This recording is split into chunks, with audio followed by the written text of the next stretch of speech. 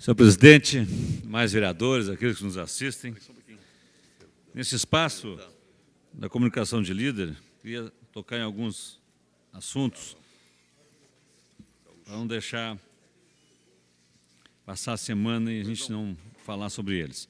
Em primeiro lugar, só fazer um comentário a respeito daquela matéria que saiu na imprensa, a secretária Arita Bergman respondendo aos apontamentos do Tribunal de Contas, mantendo o sistema Argos como um sistema de controle na nossa cidade.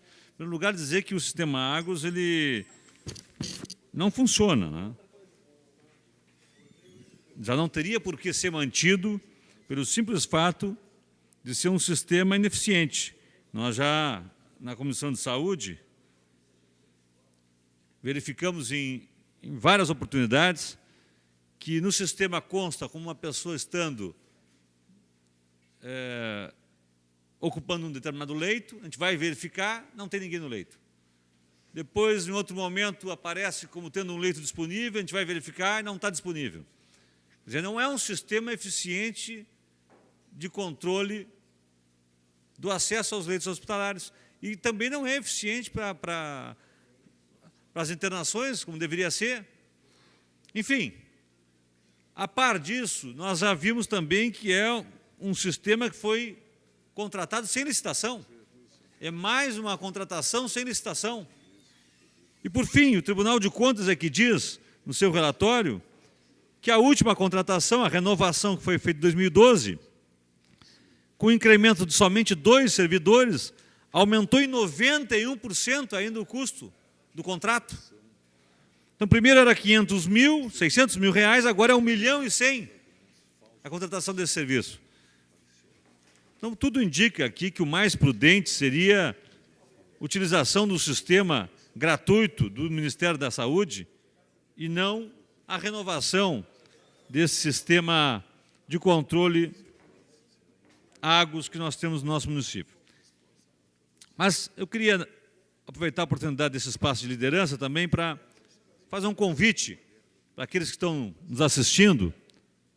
Amanhã, na sexta-feira, 11 horas da manhã, o PDT de Pelotas está organizando uma reunião em memória dos 60 anos de morte do ex-presidente Getúlio Vargas.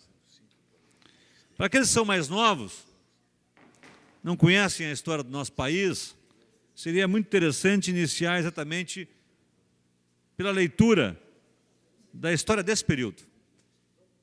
E foi agora lançada uma trilogia, 3 livros, que eu recomendo porque são muito interessantes. Eu comecei a leitura do primeiro volume e já vi que o autor tem grande capacidade de síntese e também uma habilidade muito grande de escrever, muito atrativa a leitura, que é o Lira Neto. Tem uma trilogia de livros que tratam exatamente de Getúlio Vargas, que pega todo o período de governo do Getúlio e que inicia desde a infância dele e vai até o momento do suicídio. Então, uma recomendação que eu faço para aqueles que vão querer saber um pouco mais sobre essa história. E esse momento é o momento de nós trazermos à tona, né, um pouco daquilo que foi esse que, para mim, pessoalmente, foi a figura política mais importante da história do Brasil. Eu já não digo da história do século XX, como muitos autores até dizem. Eu, no meu entendimento, eu sou formado em História, o primeiro curso que eu fiz foi o de História, depois eu fiz o curso de Direito.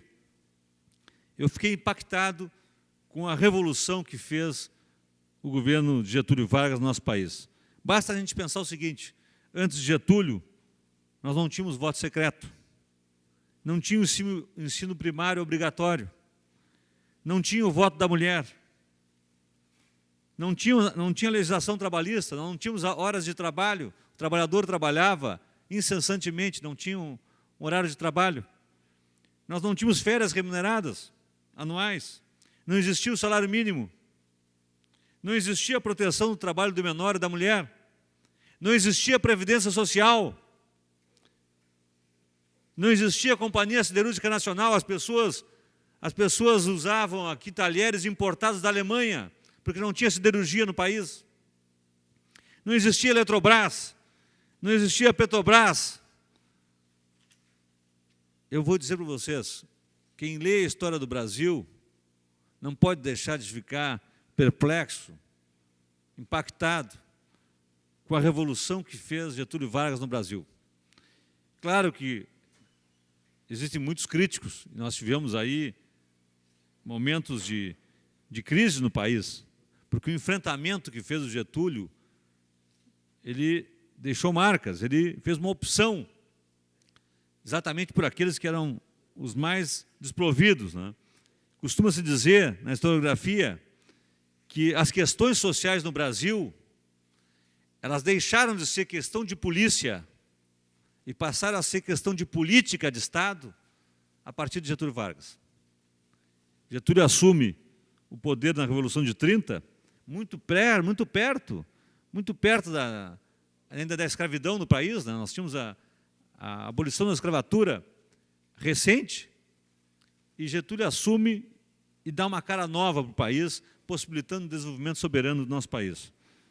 Então, para criar uma oportunidade das pessoas debaterem esse tema, conhecerem mais da história e daqueles que são, como nós do PDT, do Partido Democrático Trabalhista, os herdeiros dessa trajetória de Getúlio. Basta a gente lembrar João Goulart, que sofreu o golpe de 64, Leonel Brizola e outros tantos trabalhistas no nosso país, comprometidos com esses avanços sociais fundamentais para o nosso povo.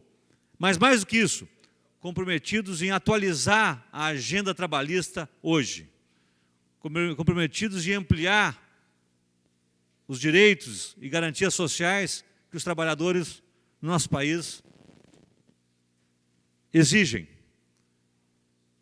Não só relembrarmos o passado, isso é importante, nesse ato que nós vamos programar, estamos programando para amanhã, às 11 da manhã, não só rememorarmos o passado, mas pensarmos também hoje, quais são os avanços sociais necessários, fundamentais, que o trabalhismo precisa propor para a sociedade brasileira. Quem vai ter a coragem de fazer o enfrentamento necessário e correr risco de vida em nome dessas melhorias para garantir um avanço nas questões sociais do nosso país? Nós tivemos o PSDB na eleição do Fernando Henrique dizendo que a eleição dele significava o fim da era Vargas. Talvez as pessoas não tenham entendido o que isso significa. O que ele quer dizer com isso, o fim da era Vargas? Se a era Vargas foi a era da criação dos direitos sociais, da proteção do trabalhador, da previdência social, o fim da era Vargas significa dizer um retrocesso, na verdade. Significa dizer perder direitos sociais, perder direitos trabalhistas, perder garantias e não avançar na direção de ampliar as garantias da população. Nós queremos ampliar, nós queremos lutar, nós do PDT, queremos atualizar a agenda de avanços sociais e trabalhistas e previdenciários, não queremos retroceder. E é por isso que, em agosto, todos os anos, nós rememoramos aqueles feitos das lideranças maiores do trabalhismo, mas sem perder de vista que nós queremos que o futuro seja melhor, que o presente seja melhor, que a agenda trabalhista seja atualizada no nosso país, inspirados em Getúlio Vargas, em João Goulart, em Leonel Brizola. Convocamos a todos para amanhã, às 11 da manhã, ali onde está o busto de Getúlio Vargas, na 15 de novembro, com Floriano, em frente ao Banco Itaú. Nós nos reunimos ali, os trabalhistas e simpatizantes, para fazermos uma leitura da Carta Testamento, que é um documento histórico importante, que foi deixado no leito de morte por Getúlio, alertando